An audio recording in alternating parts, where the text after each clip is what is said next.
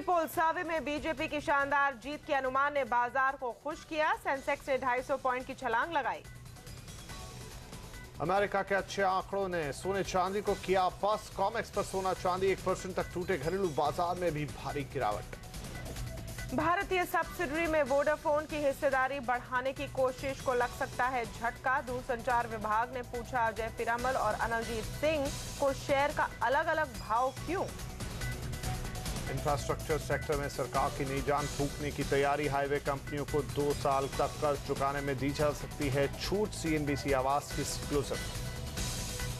आज से शुरू हुए शीतकालीन सत्र में भी बड़े आर्थिक बिल नहीं पास होने की आशंका। सांप्रदायिक हिंसा बिल और महिला आरक्षण बिल पर विपक्ष सरकार से दो हाथ करने को तैयार। नमस्कार, आवाज एट 9 में आपका स्वागत है। आपके साथ में हूं विपिन भट्ट और मैं हूं तमन्ना इनामदार दत्ता। आगे बढ़ने से पहले दूसरी बड़ी खबरों पर डालते हैं एक नजर। टाटा की एयरपोर्ट खरीदने की योजना फंसी। एयरलाइंस में बड़ी हिस्सेदारी होने से आई अड़चन। अमूल की लड़ाई सुप्रीम कोर्ट तक पहुंची। वोट के अविश्वास प्रस्ताव के खिलाफ चेयरमैन ने सुप्रीम कोर्ट में केस किया। गोल्ड इंपोर्ट में ऊंची ड्यूटी के चलते ज्वेलर्स के लिए सोना मिलना मुश्किल। स्मगलर नए नए तरीके से कर रहे हैं स्मगलिंग।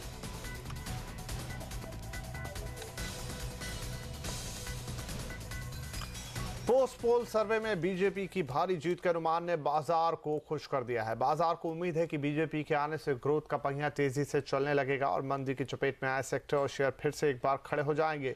इसी उम्मीद में आज बैंक, कैपिटल गुड्स और इंफ्रा जैसे पिटे हुए सेक्टरों में सबसे ज्यादा तेजी देखने को मिली। एग्जिट पोल के नतीजे बाजार की उम्मीदों के मुताबिक आते दिखे और इसने बाजार में भरा जोश। जबरदस्त तेजी आज बाजारों में देखने को मिली। बड़ा गैप अप 400 पॉइंट से ज्यादा की छलांग लगाई सेंसेक्स ने और निफ्टी 6300 के अहम आंकड़े के पास पहुंचा। तो शुरुआती आधे घंटे में जमकर तेजी होती दिखी, लेकिन उसके बाद बाजार में मूड थोड़ा सा ठंडा होता हुआ दिखा। हालांकि सेंसेक्स और निफ्टी आपको काफी मजबूती के साथ 250 पॉइंट ऊपर बंद होते हुए नजर आएंगे। मिड कैप और स्मॉल कैप शेयर भी तेजी में थे, लेकिन ऊपर के लेवल से अच्छा खासा करेक्शन भी आता हुआ दिखा। निफ्टी 60-70 पॉइंट करेक्ट हुआ और सेंसेक्स भी लगभग 200 पॉइंट। आप देख सकते हैं किस तरह से बढ़ने वाले शेयरों की तादाद सुबह ज्यादा थी और बंद होते होते लगभग बराबर। वॉल्यूम्स जाहिर सी बात है कि भारी भरकम आज होने थे इतने गैप अप ओपनिंग के बाद, लेकिन कहीं कहीं बाजार ने 6240-50 के आसपास के अहम आंकड़े पर जाकर क्लोजिंग दी। तो संकेत फिर भी ठीक ही कहे जा सकते हैं, लेकिन आज फिर से जो तेजी देखने को मिली वो पूरी तरह से बैंक्स में, प्राइवेट सेक्टर बैंक्स इसे लीड करते हुए दिखे। आप देख सकते हैं आईसीआईसीआई बैंक में 6.5% का बड़ा उछाल।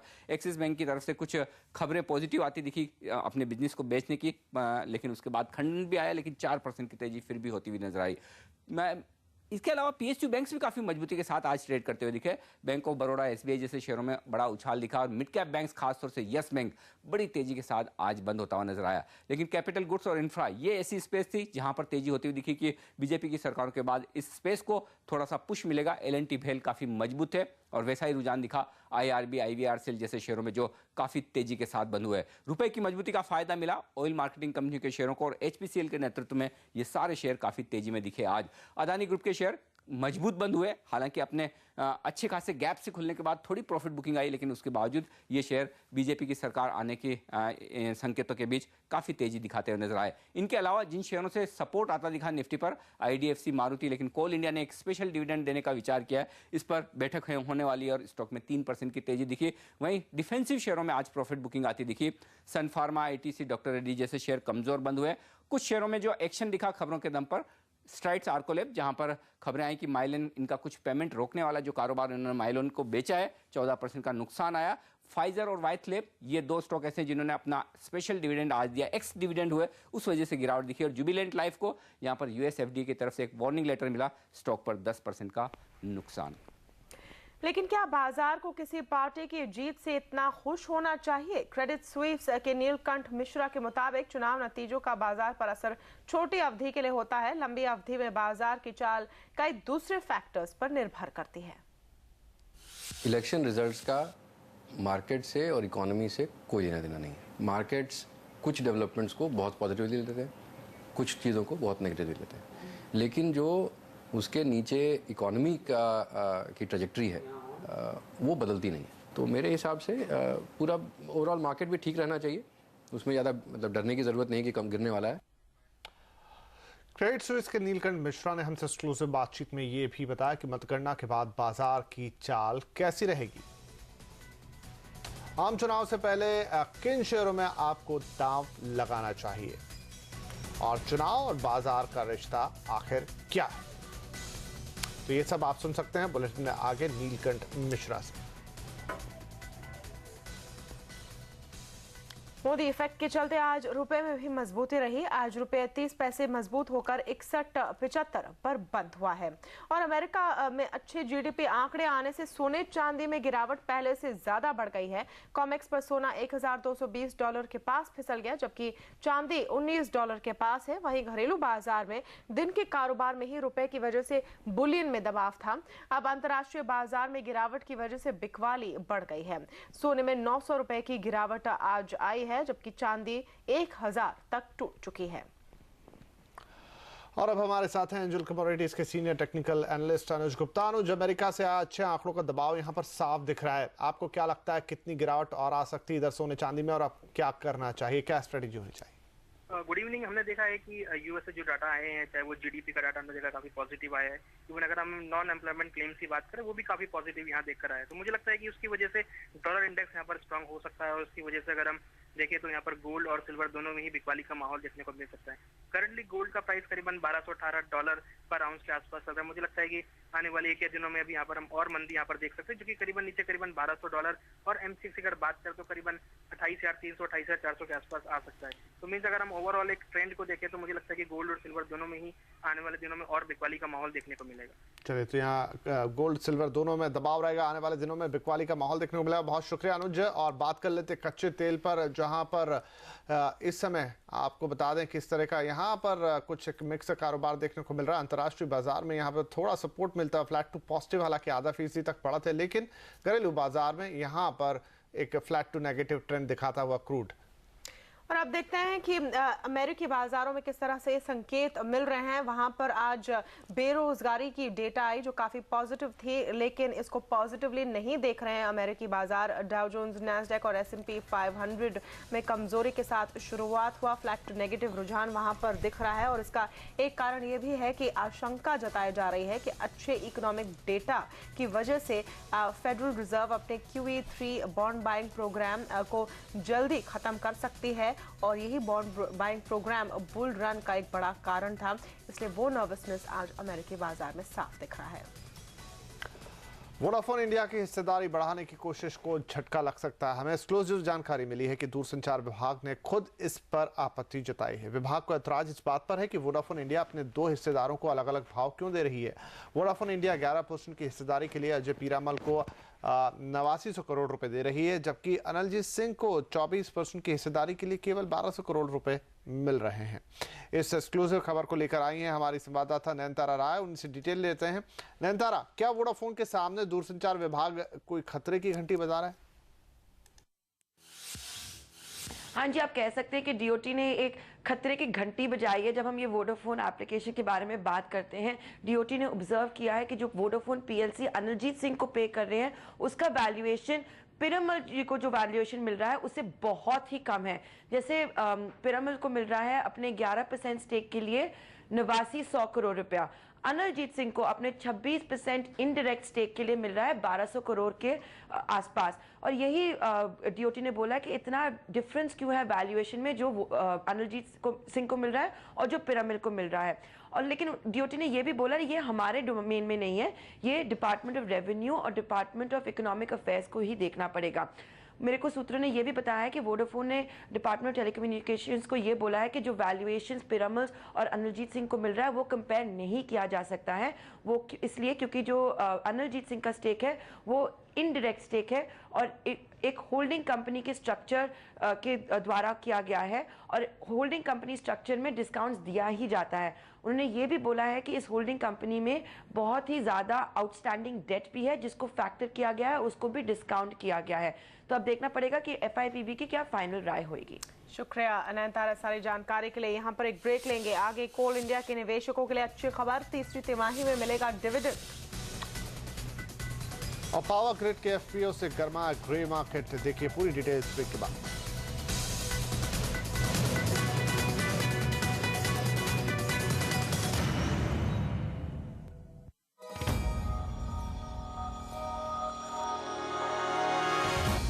राज्यों में बदलाव का क्लियर माहौल है, कांग्रेस के खिलाफ माहौल है और बीजेपी के पक्ष में हवा है। रणभूमि के कोलाहल में विजय वही होता है जो शांत और ठंडे दिमाग से काम करता है। दिल्ली के नतीजे बहुत सारे नए लर्निंग्स हमारे सामने लेकर के आएंगे और इस समझदारी के लिए आपका एक ही साथी, CNBC आवाज, सरल, स्पष्ट, निष्पक्ष। किसका राजयोग बनेगा या किसका राजयोग से पत्ता कटेगा, फैसले के दिन रहिए दिन भर CNBC आवाज के साथ।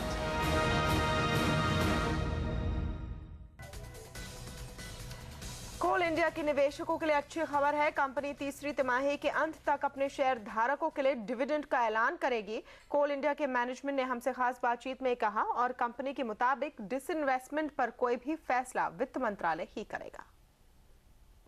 I was told there was a meeting in Delhi yesterday, but as you know, as far as the divestment is concerned, it is purely within the purview of the Ministry of Finance. That is a DOD decides. So Coal India management has no particular role in that. So I'm not really aware of what is the latest on that.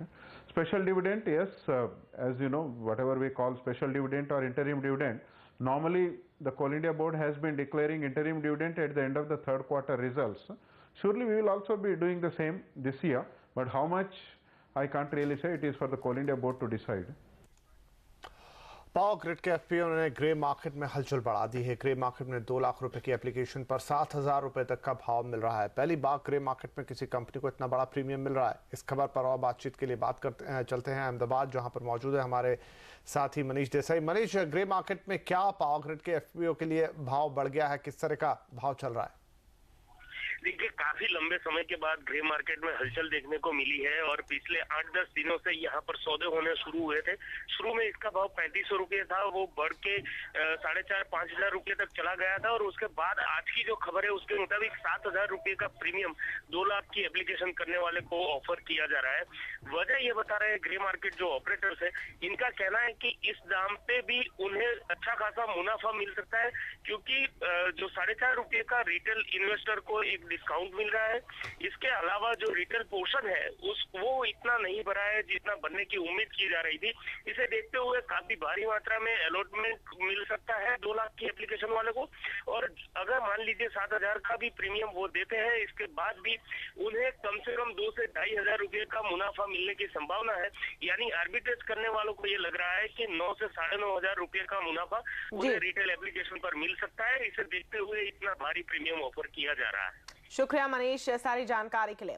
Road highway बनाने वाली कंपनियों को सरकार 2 साल तक कर्ज नहीं चुकाने की मोहलत दे सकती है। CNBC आवाज को मिली एक्सक्लूसिव जानकारी के मुताबिक वित्त मंत्रालय ने हाईवे बनाने वाली कंपनियों से डिटेल में प्रस्ताव देने के लिए कहा है, ताकि सभी पहलुओं को ध्यान में रखते हुए फैसला लिया जा सके।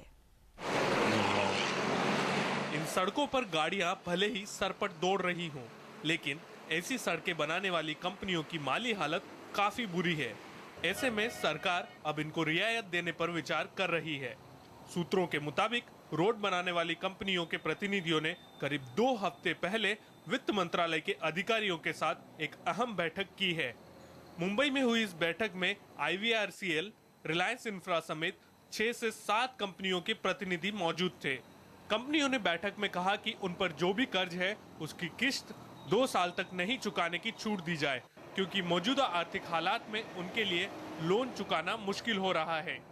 सूत्रों का ये भी कहना है कि कंपनियों की दलील से काफी हद तक वित्त मंत्रालय के अधिकारी सहमत नजर आए। सूत्रों के मुताबिक बैठक में मौजूद वित्त मंत्रालय के अधिकारी ने रोड हाईवे बनाने वाली कंपनियों से कहा है कि वो कर्ज चुकाने में जिस तरह की रियायत चाहते हैं उसका डिटेल मसौदा वित्त मंत्रालय के पास सौंपे, ताकि संबंधित लोगों से सलाह मशविरे के बाद इस पर अंतिम फैसला लिया जा सके। जानकारों का कहना है कि अगर सरकार इन कंपनियों को कर्ज चुकाने में रियायत देती है तो इस सेक्टर में एक बार फिर से निजी कंपनियों की दिलचस्पी बढ़ सकती है। रिजर्व बैंक के आंकड़ों के मुताबिक 22 मार्च 2013 तक रोड और हाईवे सेक्टर पर कुल 1,31,300 करोड़ रुपए का बैंकों का लोन बकाया है। रोड प्रोजेक्ट पूरा होने में हो रही देरी को देखते हुए बैंक भी अब इन सेक्टर को लोन देने में कंजूसी कर रहे हैं। आलम यह है कि चालू कारोबारी साल के शुरू में 26 रोड प्रोजेक्ट डेवलपर ने कर्ज के लिए अप्लाई किया था, लेकिन इनमें से सिर्फ 5 ही लोन पाने में सफल हो सके। इतना ही नहीं, कई डेवलपर तो अपने प्रोजेक्ट के खरीदार की तलाश में जुट गए हैं। ऐसे में कर चुकाने में रियायत से जुड़े इस प्रस्ताव पर सबकी निगाहें टिकी हैं। लक्ष्मण रॉय, दिल्ली। टाटा रियल्टी के एयरपोर्ट वेंचर में अड़चनें आ सकती हैं। टाटा चेन्नई और कोलकाता में एयरपोर्ट के लिए बोली देना चाहती है, लेकिन सूत्रों का कहना है कि मौजूदा नियमों के तहत बोली लगाने वाली कंपनी के एसोसिएट्स के पास किसी भी एयरलाइन में 10% से ज्यादा की हिस्सेदारी नहीं होनी चाहिए। टाटा रियल्टी की होल्डिंग कंपनी टाटा सन्स की सिंगापुर इंटरनेशनल एयरलाइंस के साथ जॉइंट वेंचर में 51% की हिस्सेदारी है और इसी वजह से टाटा एयरपोर्ट के लिए बोली नहीं लगा सकते हैं। इंश्योरेंस सेक्टर में विदेशी निवेश बढ़ाने पर मंजूरी मिल सकती है। सूत्रों से मिली जानकारी के मुताबिक वित्त मंत्री ने विपक्ष में इंश्योरेंस सेक्टर में 49% एफडीआई पर सहयोग देने के लिए कहा है। इस सिलसिले में वित्त मंत्री आज बीजेपी नेता सुषमा स्वराज से जरूरी इकोनॉमिक बिल पर चर्चा भी उन्होंने की। माना जा रहा है कि बीजेपी ने एफडीआई इंश्योरेंस सीमा बढ़ाने का समर्थन किया है और कल इस पर कोई न कोई फैसला लिया जा सकता है। और क्या इस बार संसद का सत्र भी हंगामे की भेंट चढ़ जाने वाला है? इससे पहले ही संसद में पेश होने वाले सांप्रदायिक हिंसा बिल पर विवाद शुरू हो गया है। देखिए पूरी खबर ब्रेक के बाद।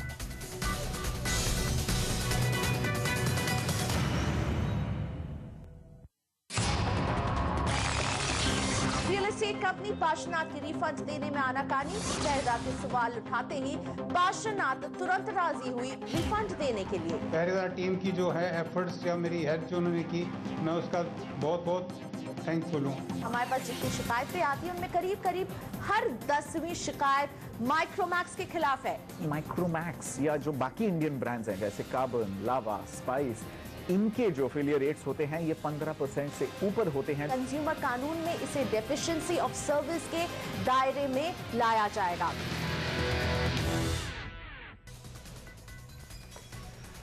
संसद का शीतकालीन सत्र शुरू हो चुका है। 12 दिन का ये छोटे से सत्र के हंगामेदार होने के पूरे आसार हैं। दिवंगत सदस्यों को श्रद्धांजलि देने के बाद दोनों सदन आज के लिए स्थगित कर दिए गए। कल 6 दिसंबर है और ये बाबरी मस्जिद के गिराए जाने की बरसी भी है। ऐसे में कल भी संसद में कोई काम होना मुश्किल है। इसे लेकर उम्मीद कम है। इस बार के एजेंडे में कई अहम बिल हैं जिन्हें सरकार लोकसभा चुनाव से पहले पास कराना चाहती है, लेकिन क्या वाकई सरकार इन बिलों को लेकर गंभीर है? इस पर बात करते हैं अपने ब्यूरो चीफ लक्ष्मण रॉय से। लक्ष्मण, सरकार संसद के शीतकालीन सत्र में बहुत से बिल पास करवाना चाहती है, लेकिन सांप्रदायिक हिंसा को रोकने जैसे कानून पर विपक्ष का जो रुख है उसे देखकर क्या लगता है आपको कि इस सत्र में कोई काम हो पाएगा? देखिए, संसद का ये सत्र कैसे रहने वाला है ये काफी हद तक इस बात पर निर्भर करेगा कि रविवार को जो 5 राज्यों के विधानसभा चुनाव के नतीजे आते हैं वो नतीजे कैसे रहते हैं। अगर ये नतीजे एग्जिट पोल के मुताबिक आते हैं और बीजेपी काफी मजबूती से उभरती है तो इस पूरे सत्र के दौरान बीजेपी काफी हावी रह सकती है सरकार के ऊपर। वैसे भी हम कहें तो विपक्षी पार्टियां, चाहे वो बीजेपी हो या फिर वामपंथी पार्टियां हों, उन लोगों ने मन बना लिया है कि इस पे शुरू में ही महंगाई के ऊपर बहस कराएंगे या महंगाई के मुद्दे पर काफी हंगामा होने के आसार बन सकते हैं ऐसे मौके पे। दूसरी तरफ सरकार इस सत्र को राजनीतिक महत्वाकांक्षाओं को पूरा करने के लिहाज से अंतिम सत्र मान के चल रही है। इस वजह से वो महत्वपूर्ण बिल जो राजनीतिक रूप से काफी फायदा उन्हें पहुंचा सकती है, लंबे समय से लंबित पड़ी हुई है, उन बिल को पारित करना चाहेगी। मिसाल के तौर पर सांप्रदायिक हिंसा विरोधी बिल, महिला आरक्षण बिल, लोकपाल लोकायुक्त बिल, सरकारी नौकरियों में प्रमोशन में SC/ST का आरक्षण संबंधी बिल, तो ऐसे बिल को सरकार पारित करना चाहेगी। लेकिन ये बिल ऐसे हैं जो राजनीतिक रूप से काफी संवेदनशील रहे हैं, इस पर काफी हंगामा पहले भी हो चुका है। वैसे में आज के माहौल में इस बिल को सरकार पारित करा पाएगी कहना मुश्किल है, लेकिन हंगामा इस बिल को लेकर काफी होगा और ये लगभग तय माना जा रहा है कि संसद सत्र इन सब की वजह से काफी हंगामेदार रहने वाला है। ऐसे में डर इस बात का है कि आर्थिक सुधार से जुड़े हुए जो महत्वपूर्ण बिल है, इंश्योरेंस अमेंडमेंट बिल और फिर डायरेक्ट टैक्स कोड बिल, इस बिल को जो सरकार पारित करना चाहती है कि उसमें भी सरकार विफल ना हो जाए। शुक्रिया लक्ष्मण। आर्टिकल 370 के बाद अब नरेंद्र मोदी केंद्र सरकार को सांप्रदायिक हिंसा के बिल पर घेर रहे हैं। मोदी ने प्रधानमंत्री को चिट्ठी लिखकर कहा है कि इस बिल को लाने का वक्त संदेह पैदा करता है। इससे संप्रदायों के बीच दरार पड़ने का खतरा है और ये देश के संघीय ढांचे के खिलाफ है। उन्होंने प्रधानमंत्री से इस मुद्दे पर राज्यों के साथ चर्चा करने की मांग की है। केंद्रीय मंत्री सुशील कुमार शिंदे ने मोदी की आपत्तियों को ये कहकर खारिज कर दिया कि सरकार इसी सत्र में ये बिल पेश करेगी। पूरे देश में कॉम्युनल वायलेंस के नाम पर बिल लाकर कांग्रेस सांप्रदायिक तनाव पैदा करना चाहती है, फेडरल सिस्टम पर हमला करना चाहती है। वो जो राज्य हैं उनको अस्थिर करना चाहती है। नेशनल वायलेंस बिल पे क्या सहमति बनाएंगे आप लोग? हम जरूर सहमति बनाएंगे और ये बिल इसी सेशन में हम लाएंगे। इधर प्रधानमंत्री मनमोहन सिंह ने कहा है कि वो इस बिल पर सहमति बनाने की कोशिश करेंगे। Communal violence bill oppose by Narendra Modi. Well, it will be our effort to evolve a broad-based consensus on all matters which are of great legislative importance to our country. Law intern यौन शोषण के मामले में justice A K. Ganguly की मुश्किलें बढ़ गई हैं। सुप्रीम कोर्ट की जांच कमेटी ने माना है कि जस्टिस गांगुली का व्यवहार आपत्तिजनक था। कमेटी ने पीड़ित लड़की जस्टिस गांगुली और गवाहों के बयानों पर गौर किया है। इसके बाद ये साफ हुआ है कि गांगुली ने इंटर्न के साथ यौन शोषण किया। हालांकि कोर्ट इसमें कोई कार्रवाई नहीं कर सकता क्योंकि हादसे के वक्त जस्टिस गांगुली सुप्रीम कोर्ट से रिटायर हो चुके थे, लेकिन अब रिपोर्ट के आधार पर उनके खिलाफ पुलिस मामला दर्ज कर जांच हो सकती है। कश्मीर के बाद पाकिस्तान ने सियाचिन का राग अलापा है और मिलावटी दूध का कारोबार करना अब महंगा पड़ सकता है। देश दुनिया की कुछ ऐसी खबरें देखिए सिर्फ 2 मिनट में।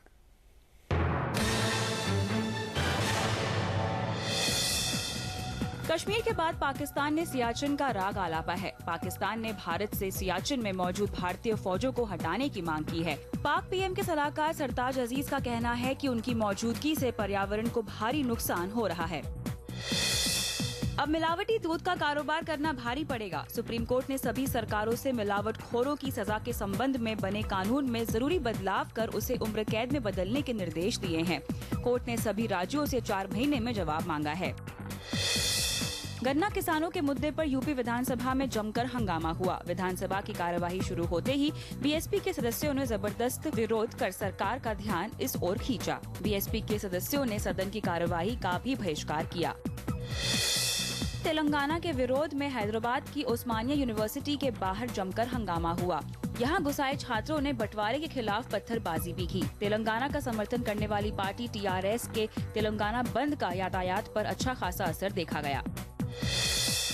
2002 के हिट एंड रन मामले में सलमान खान के खिलाफ दोबारा मुकदमा चलेगा। सलमान खान ने इस मामले के सभी गवाह और सबूतों को फिर से कोर्ट में पेश करने की मांग की थी, क्योंकि अब उन पर गैर इरादतन हत्या का मामला चल रहा है।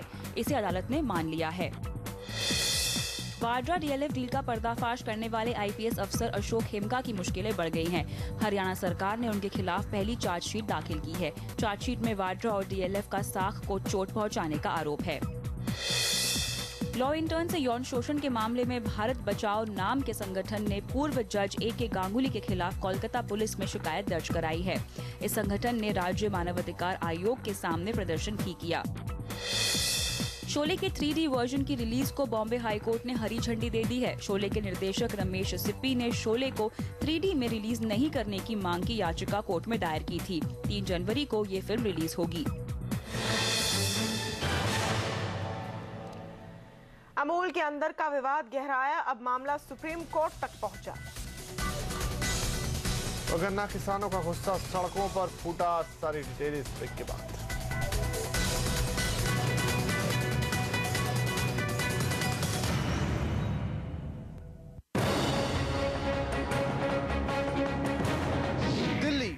मध्य प्रदेश, छत्तीसगढ़, राजस्थान और मिजोरम में किसकी बनेगी सरकार? 2014 चुनाव के सेमीफाइनल में किस पार्टी का होगा बेड़ा पार? रविवार को सुबह 7 बजे से देखिए राज्यों सिर्फ CNBC आवाज पर। प्री पोल सर्वे में बीजेपी की शानदार जीत के अनुमान ने बाजार को खुश किया। सेंसेक्स ने 250 पॉइंट की छलांग लगाई। अमेरिका के अच्छे आंकड़ों ने सोने चांदी को किया फर्स्ट। कॉमेक्स पर सोना चांदी 1% तक टूटे। घरेलू बाजार में भी भारी गिरावट। भारतीय सब्सिडरी में वोडाफोन की हिस्सेदारी बढ़ाने की कोशिश को लग सकता है झटका। दूरसंचार विभाग ने पूछा अजय पिरामल और अनलजीत सिंह को शेयर का अलग अलग भाव क्यों। इंफ्रास्ट्रक्चर सेक्टर में सरकार की नई जान फूंकने की तैयारी। हाईवे कंपनियों को 2 साल कर्ज चुकाने में दी जा सकती है छूट। CNBC आवाज की एक्सक्लूसिव खबर। आज से शुरू हुए शीतकालीन सत्र में भी बड़े आर्थिक बिल नहीं पास होने की आशंका। सांप्रदायिक हिंसा बिल और महिला आरक्षण बिल पर विपक्ष सरकार से दो हाथ करने को तैयार। चालाकी एयरपोर्ट खरीदने की योजना फंसी, एयरलाइंस में बड़ी हिस्सेदारी होने से आई अड़चन।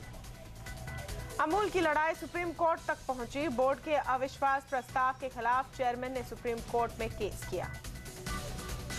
गोल्ड इंपोर्ट में ऊंची ड्यूटी के चलते ज्वेलर्स के लिए सोना मिलना मुश्किल। स्मगलर नए नए तरीके से कर रहे हैं स्मगलिंग। पूर्व सुप्रीम कोर्ट जज अशोक गांगुली को सुप्रीम कोर्ट की जांच ने पहली नजर में यौन शोषण का दोषी पाया, लेकिन आगे की कार्रवाई पर चुप्पी साधी। देश के सबसे बड़े कोऑपरेटिव मूवमेंट अमूल के अंदर विवाद बढ़ता जा रहा है और अब तो इसकी लड़ाई सुप्रीम कोर्ट तक पहुंच गई है। अमूल ब्रांड को चलाने वाली कोऑपरेटिव GCMMF के चेयरमैन को लेकर सुप्रीम कोर्ट में केस कर दिया गया है। खबर की पूरी डिटेल लेते हैं अपने अहमदाबाद संवाददाता मनीष देसाई से। मनीष, अमूल की लड़ाई क्या है और सुप्रीम कोर्ट तक कैसे चला गया ये मामला? देखिए, उसके जो चेयरमैन है विपुल चौधरी, उनके खिलाफ अविश्वास प्रस्ताव आज पारित किया गया था। आज बोर्ड मीटिंग बुलाई गई थी GCMMF के सभी डायरेक्टर्स की, 17 डायरेक्टर्स और एक कंपनी रजिस्ट्रार मिला के 18 लोगों की बोर्ड मीटिंग बुलाई गई थी और उसका जो एजेंडा तय किया गया था उसमें ये बात कही नहीं थी कि उनके चेयरमैन को हटाने के लिए एक अविश्वास प्रस्ताव पारित किया जाए। और इसी बात को लेके अमूल को जो चेयरमैन है रामसिंह परमार, उन्होंने अपना विरोध जताया और उन्होंने GCMMF के चेयरमैन विपुल चौधरी को ये बताया कि आज की मीटिंग का एजेंडा क्लियर नहीं हो रहा है कि किन मुद्दों पर आपने ये मीटिंग बुलाई है, तो मैं आपको रिक्वेस्ट करता हूं कि आप ये मीटिंग एडजर्न कर दीजिए। इसी बात को लेके विपुल चौधरी ने जो GCMMF के MD है RS सोडी, उनको ये प्रस्ताव पारित किया कि भाई आज की मीटिंग एडजर्न की जाए। और ये कहते हुए विपुल चौधरी और रामसिंह परमार, अमूल के जो चेयरमैन है, दोनों निकल गए।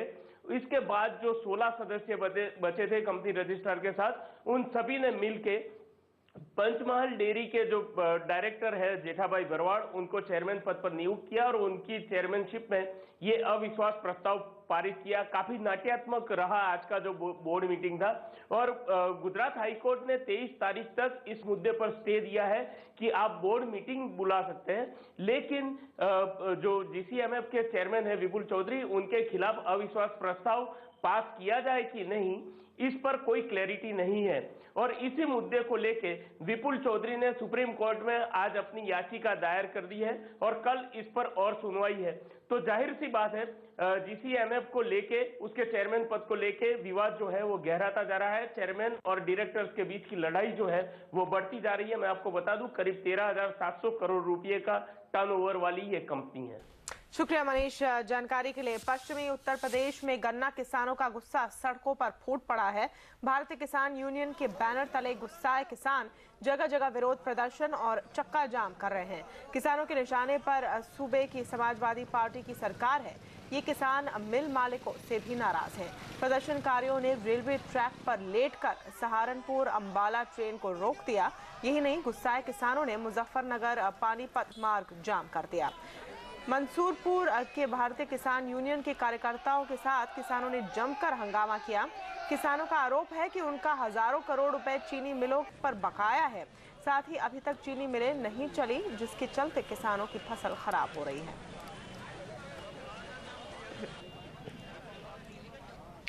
और आगे देखिए, क्रेडिट स्विस के नीलकंठ मिश्रा के साथ एक्सक्लूसिव बातचीत। क्या है बाजारों के लिए मिश्रा की भविष्यवाणी, ये भी देखिए ब्रेक के बाद।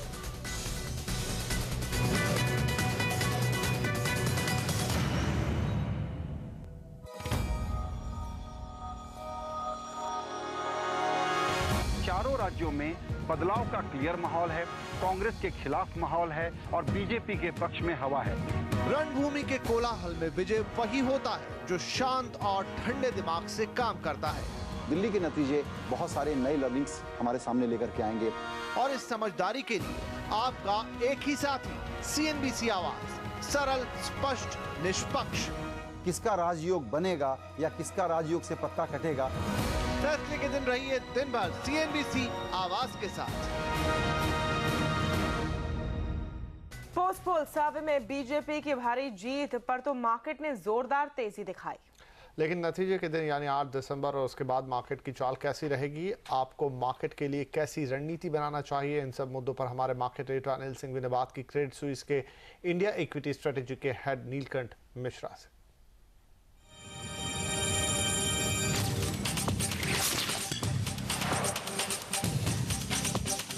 क्या ये समझा जाए कि वाकई में ये विधानसभा चुनाव जो बीजेपी के फेवर में इलेक्शन का रिजल्ट दिखाने की कोशिश कर रहे हैं, ये बाजारों के लिए इतना बड़ा पॉजिटिव ट्रिगर है? और आगे चलते भी क्या आपको लगता है कि इसके चलते पॉलिटिकल सिचुएशन को देखते इंडियन मार्केट्स की री-रेटिंग हो सकती है? देखिए, हमारा रिसर्च ये कहता है कि इलेक्शन रिजल्ट्स का मार्केट से और इकोनॉमी से कोई लेना देना नहीं है। बिल्कुल भी नहीं है। होता क्या है कि थोड़ी देर के लिए मार्केट्स कुछ डेवलपमेंट्स को बहुत पॉजिटिवली लेते हैं, कुछ चीज़ों को बहुत नेगेटिवली लेते हैं, लेकिन जो उसके नीचे इकोनॉमी की ट्रैजेक्टरी है वो बदलती नहीं है। हमने प्लॉट किया कि अगर केंद्र सरकार में गठबंधन हो रहा है, वो उसकी फ्रैगमेंटेशन कितनी है। मान लीजिए कि 20 पार्टीज मिलके सरकार बना रही हैं, उस दौरान भी इकोनॉमिक ग्रोथ ठीक ठाक ही रहती है, वर्सेस कि अगर एक पार्टी सरकार बना रही है। तो रिफॉर्म्स का रिदम जो इंडिया में है वो पॉलिटिकल पार्टीज पे डिपेंडेंट नहीं है, क्योंकि कोई भी पॉलिटिकल पार्टी इकोनॉमिक इश्यूज पे चुनाव नहीं लड़ती। नीलकंठ, आपका व्यू ज़्यादातर एफआईएस की व्यू से कॉन्ट्रा दिख रहा है, क्योंकि देखिए कई रिपोर्ट्स ऐसी हैं, सीएलएस से देखें, गोल्डमैन देखें, न्योमुरा, ये इलेक्शंस को लेकर बड़े बुलिश थे, नरेंद्र मोदी को लेकर भी, लेकिन आप ये कह रहे हैं इनसे बहुत फर्क नहीं पड़ने वाला। तो ऐसे में जब बाजार इतनी बड़ी तेजी दिखा रहा है और हो सकता है 8 दिसंबर के इलेक्शन के रिजल्ट इसी उम्मीद पर आए, इसी तरह के एग्जिट पोल के दम पर आए, तो फिर और तेजी होगी, तो क्या ऐसे में आप इंडियन मार्केट्स बेचकर निकल जाएंगे, प्रॉफिट बुक करेंगे? आपको लगता है कि फिर ये तेजी बिना बात की और बिना रीजनेबल हो रही है? नहीं, सही बात है। आई थिंक हमें इनको इस सवाल को दो भाग में देखना होगा। एक कि जो ओवरऑल निफ्टी लेवल है या सेंसेक्स लेवल है, वो ज़्यादातर इन्वेस्टर्स के लिए मायने नहीं रखता है, क्योंकि निफ्टी कोई खरीदता बेचता तो है नहीं। हम लोग स्टॉक्स और सेक्टर्स खरीदते बेचते हैं। राइट। तो और जो कमज़ोर पार्ट्स हैं इकोनॉमी के, large scale investment, infrastructure investment, middle income consumption, जो मिडिल क्लास के जो डिस्क्रिशनरी आइटम्स हैं, उनमें जो कमजोरी है वो मेरे हिसाब से चलती रहेगी। राइट। उन स्टॉक्स में अगर बहुत ज़्यादा उछाल आता है, जो आ रहा है, जैसे आज भी बैंक स्टॉक्स काफ़ी ऊपर हैं, उनमें प्रॉफिट बुक करना समझदारी होगी। अब ये कहना मुश्किल है कि वो रैली हो गई या अभी और रैली चलेगी, अब वो कहना किसी के लिए भी बहुत मुश्किल होता है, बट एक लेवल के बाद मेरे ख्याल से वो वापस करेक्ट होना जरूरी है। उससे भी बट जो उसके अलावा जो सेक्टर्स हैं, एक्सपोर्टर्स हैं, जो लो इनकम कंजम्पशन स्टॉक्स हैं, कुछ NBFCs हैं, कुछ एनर्जी स्टॉक्स हैं जहां वॉल्यूम ग्रोथ हो रही है, उन स्टॉक्स में मेरे हिसाब से ग्रोथ होती रहेगी। बट वो स्टॉक्स जो है इस रैली में चल नहीं रहे, तो मेरे हिसाब से अगर कोई 1-2 साल का व्यू ले रहा है तो उन स्टॉक्स में अभी भी चांस है। लोग डरे हुए हैं, बहुत सारे इंस्टीट्यूशनल इन्वेस्टर्स डरे हुए हैं कि पिछले 1 साल में एक्सपोर्टर्स, हेल्थ केयर, स्टेपल्स ने इतना आउट परफॉर्म किया है कि अब उनको बेच देने में ही फ़ायदा है। मेरे हिसाब से वैसा नहीं है, मेरे ख्याल से और चलेगा। Broader index P, price to earning multiple, अभी भी रीजनेबल है। अर्निंग्स ग्रोथ भी 6 से 8% होती रहेगी। तो मेरे हिसाब से पूरा ओवरऑल मार्केट भी ठीक रहना चाहिए, उसमें ज़्यादा मतलब डरने की ज़रूरत नहीं कि कम गिरने वाला है। तो लेकिन जो लोग सोच रहे हैं कि शायद इन इलेक्शन के रिजल्ट्स में जो बीजेपी लीड करती हुई दिख रही, तो एक गुजरात मॉडल जहां पर इंफ्रास्ट्रक्चर पर फोकस है वो शायद रेप्लिकेट होता हुआ दिखे देश भर में, और उस उम्मीद में शायद इन्वेस्टर्स बुलिश हो रहे हैं। तो क्या आपको लगता है कि फिर ये स्पेस निवेश के लायक है, या फिर इस उछाल में इनमें भी आप बेचकर निकलना चाहते हैं? मैं वही बोल रहा हूँ। देखिए, एक तो ये कि कुछ लीडर्स बाकी लीडर्स से अच्छे हैं, ये उस डिबेट में मैं पढ़ना भी नहीं चाहता, क्योंकि हमारे रिसर्च ने दिखाया है कि केंद्र सरकार की नीतियों का असर 6 से 8 साल की देरी से पड़ता है। तो आप अगर आज प्रधानमंत्री बदलेंगे तो 6 साल बाद की ग्रोथ जो है वो इफेक्ट होगी। तो कोई भी प्रधानमंत्री बने, और अच्छे लीडर्स की बहुत ज़रूरत है हमें, लेकिन उसका अगले 1-2 साल के इकोनॉमिक ग्रोथ पे बहुत ज़्यादा असर नहीं पड़ने वाला। और हम कितना भी कह दें कि स्टॉक्स फॉरवर्ड लुकिंग होते हैं कि वो बहुत फ्यूचर अर्निंग्स को डिस्काउंट करना शुरू करते हैं, लेकिन अगर 1-2 साल से ज़्यादा का समय लगने वाला है उनको इम्प्रूव करने में, तो वो स्टॉक्स फिर वापस गिर जाएंगे।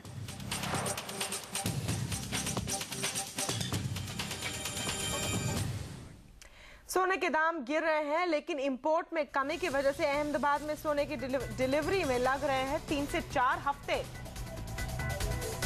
और ठंडे बड़े रियल एस्टेट मार्केट में जान फूंकने के लिए अब बिल्डर एनआरआई से उम्मीद लगाकर बैठे। देखिए दोनों खबरें इस ब्रेक के बाद।